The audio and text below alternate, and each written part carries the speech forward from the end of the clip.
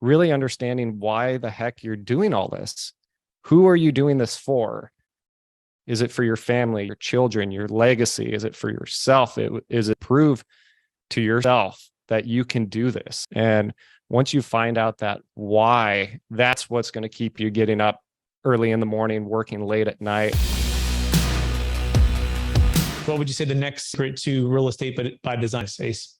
Well, I'd say it's not going to be an easy path. We can make things very simple, and simplicity is great in that if you know what you want and you can really simplify it, then you can start taking massive action towards it. It's not going to be easy though. And so it's those hard times. Like, interest rates got essentially jacked up overnight, it feels like. There's tons of turmoil in the economy right now, specifically where we are at. And there's always going to be issues, So it's really keeping that focus and keeping that fire inside that drive. And that's why you're doing it. So the first question you ask is what you want. And the second question is, why do you want it? Because once you have that why, so to speak, that's going to keep you going day in and day out. Like, there's going to be some days that are great. There's going to be some days that are not as great. And you're going to get bumps, bruises, cuts. You're going to see it all if you're in this business. And so really understanding why the heck you're doing all this. Who are you doing this for? Is it for your family, your children, your legacy? Is it for yourself? Is it prove to yourself that you can do this? And once you find out that why, that's what's going to keep you getting up early in the morning, working late at night, and really pushing and keeping this thing going, because it is not going to be a smooth ride. That's for darn sure.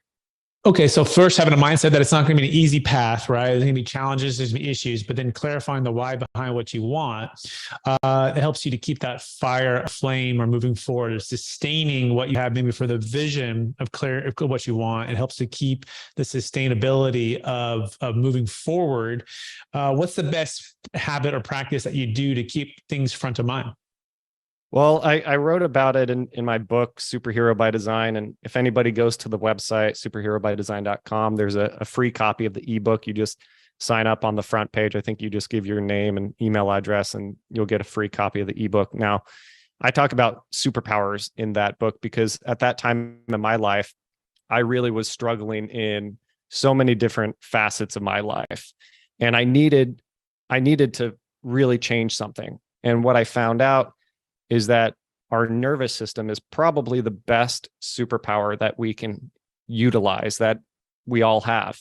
People just don't know how to tap into it. So there's a whole bunch of things that I had done, and I mentioned in that book, everything from Wim Hof breathing to cold water immersion, like cold showers, things like that, meditation, prayer. There's so many different things that you can do on a daily basis to essentially keep you motivated, keep you hungry, keep you wanting more. Like when I hop into a cold shower, oh my goodness, there's so much dopamine and adrenaline that runs through my body that even 15 to 30 seconds of being in a cold shower gets me energized and focused and motivated to hit the ground running for the next 4 to 6 hours of my day.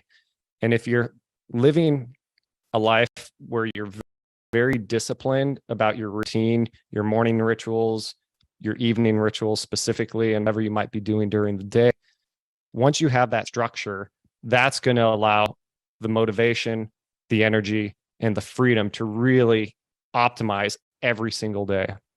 Amazing. So nervous system, I love that, right? So breathing techniques, cold showers. I like the cold plunge, right? Oh yeah.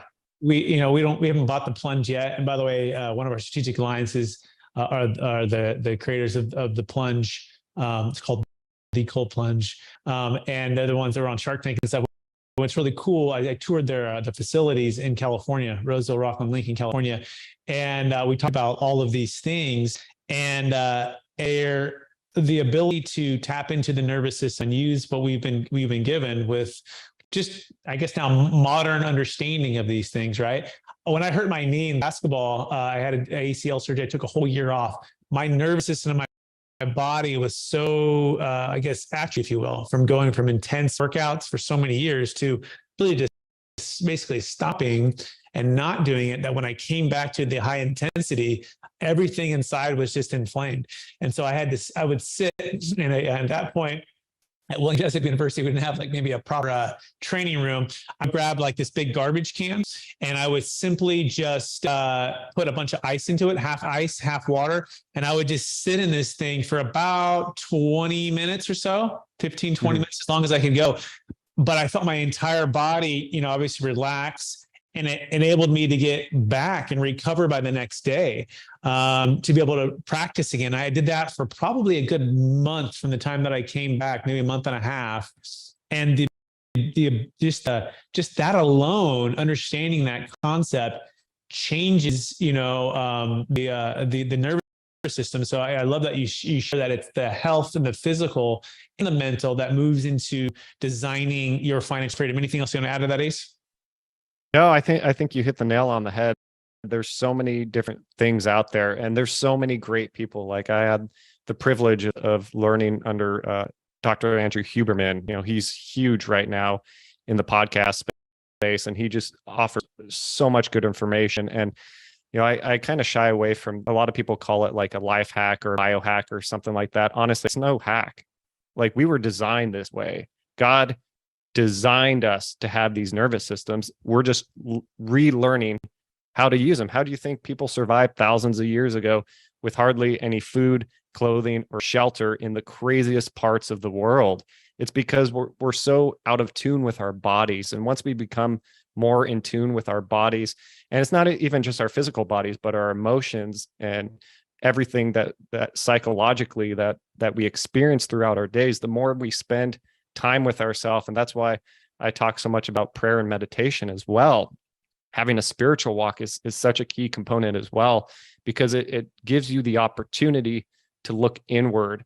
And everything in life, everything external of us, it doesn't change until we change ourselves internally. So having a morning routine, an evening routine is non-negotiable if you want to have a fulfilling life.